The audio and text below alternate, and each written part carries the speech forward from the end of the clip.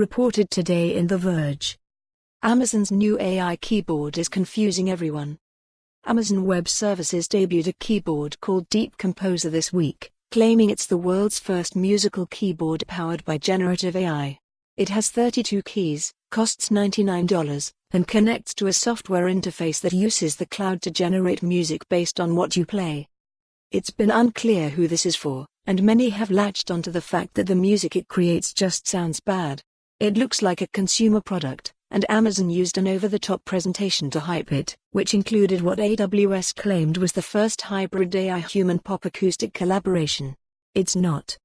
But actually, the keyboard is meant to be a beginning tool for developers to get into machine learning and music. The device is AWS's newest offering for developers to familiarize themselves with aspects of machine learning, following AWS DeepRacer, an RC car, and AWS DeepLens, a camera.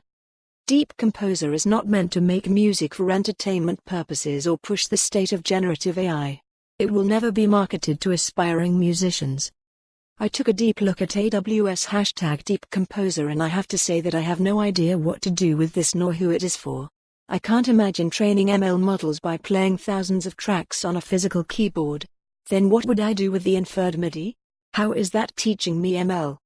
Even though Amazon says DeepComposer is for developers, many devs don't understand what to do with it. According to Amazon, since this is for developers, no musical knowledge is needed. But it still uses traditional music theory terms and is centered on a thing that very much requires a modicum of musical knowledge, a keyboard. The physical keyboard isn't even necessary since the DeepComposer software has a virtual keyboard. And AWS didn't develop or design a keyboard. It's a MIDI controller by Taiwanese company MIDI Plus that's been around for years. Amazon sells it for $46.15. At the end of the day, this is not for the everyday person.